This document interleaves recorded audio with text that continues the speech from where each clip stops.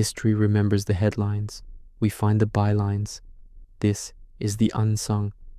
The story of medicine is filled with names we all know, pioneers who made breakthroughs that saved millions of lives.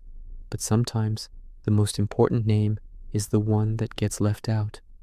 In the early 1900s, a diagnosis of leprosy, now known as Hansen's disease, was a one-way ticket to isolation and despair.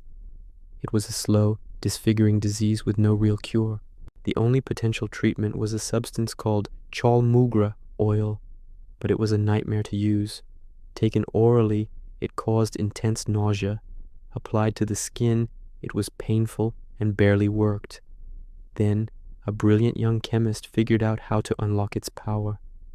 Her name was Alice Ball.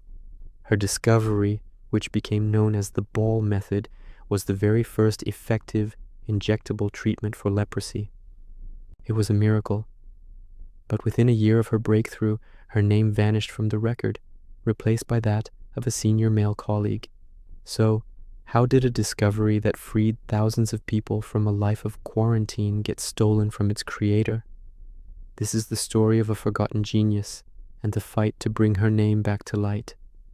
Alice Augusta Ball was born in Seattle in 1892. From a young age, it was clear she was exceptionally gifted. She didn't just go to college, she dominated it, earning 2 bachelor's degrees from the University of Washington, one in pharmaceutical chemistry and another in pharmacy. Seeking new challenges, she moved to Hawaii to pursue her master's at the College of Hawaii, which is now the University of Hawaii. In 1915, at just 23 years old, she made history. She became the first woman and the first African American to earn a master's degree in chemistry from the institution. She was a trailblazer in every sense of the word. Her master's thesis focused on the chemical properties of the kava plant, a project that showcased her incredible skill in understanding and manipulating complex natural compounds. It was this specific expertise that caught the attention of Dr. Harry T. Holman, a physician working at the nearby Kalihi Hospital. He was on the front lines of the leprosy crisis, watching his patients suffer with no effective tools to help them.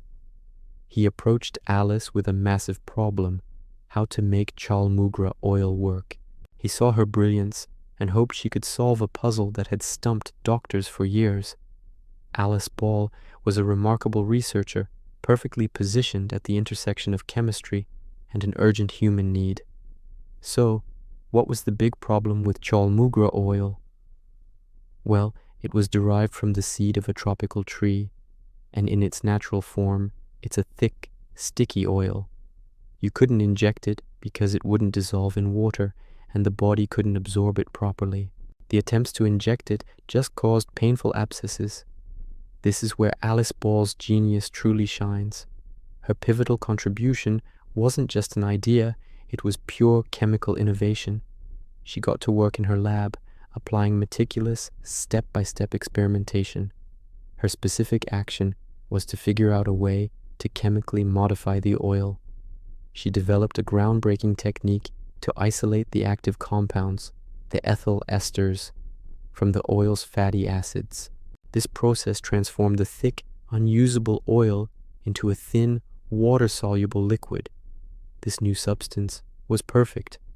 It was a form of the medicine that the body could finally absorb safely and effectively. This became known as the Ball method. For the first time, doctors could inject the treatment directly into a patient's bloodstream with dramatically reduced side effects. The results were astounding. Patients at Kalihi Hospital who received the treatment showed remarkable improvement. Many were able to leave quarantine, return to their families, and reclaim their lives. For the first time in centuries, there was real hope for those suffering from leprosy. The impact was immediate and profound. Her method was quickly adopted not just at Kalihi, but at leprosy treatment centers around the world. For over 2 decades, the Ball method was the gold standard, the best and only viable treatment available until the development of sulfone drugs in the 1940s. Alice Ball's discovery didn't just treat a disease, It relieved immense suffering and began to chip away at the terrible stigma that had haunted patients for generations. So, if her method was so successful, why have so few of us ever heard her name? The erasure of Alice Ball was a quiet tragedy, born from a combination of systemic bias and outright academic theft. Let's look at the system first. In 1916, when Alice made her discovery, the world of science and academia was an exclusive club, dominated almost entirely by white men. The idea that a young black woman could be the mind behind a major medical breakthrough was an anomaly. It was a reality the system was simply not prepared to acknowledge or credit. Then came the specific mechanism of her erasure. In late 1916, at the age of 24, Alice Ball died suddenly. The exact cause isn't certain, but it was likely due to complications from inhaling chlorine gas during a lab accident. She never got the chance to formally publish her complete findings. This is where Dr. Arthur L. Dean enters the story. Dean was a chemist and the president of the University of Hawaii. After Alice's death, he took over her research. He didn't just continue her work, he took all of it. He began to mass-produce the injectable chaulmoogra oil solution, published the findings extensively, and presented the discovery as his own. He even had the audacity to rename her breakthrough the Dean method. For decades, Arthur Dean was celebrated as the hero who tamed leprosy. Textbooks and medical journals credited him with the discovery. Meanwhile, Alice Ball's legacy was buried. Her original research and thesis were reportedly lost in the university archives. Her incredible story survived only in whispers, in the oral histories passed down by a few who knew the truth, and in a single short newspaper article from 1915 that briefly praised her promising work, published just before her death. But the truth has a way of coming back into the light, even if it takes a long time. The correction of this historical injustice began in the 1970s. It was a slow process, driven by dedicated historians and scholars like Dr. Catherine Takara and a retired chemist named Paul Wermiger, who stumbled upon mentions of Ball's work and refused to let her story stay buried. They spent years digging through archives, piecing together the evidence, and fighting to give her the credit she was denied. Their efforts finally paid off. In the year 2000, the University of Hawaii, the very institution where her work was co-opted, placed a bronze plaque in her honor on campus, right next to a chaulmoogra tree.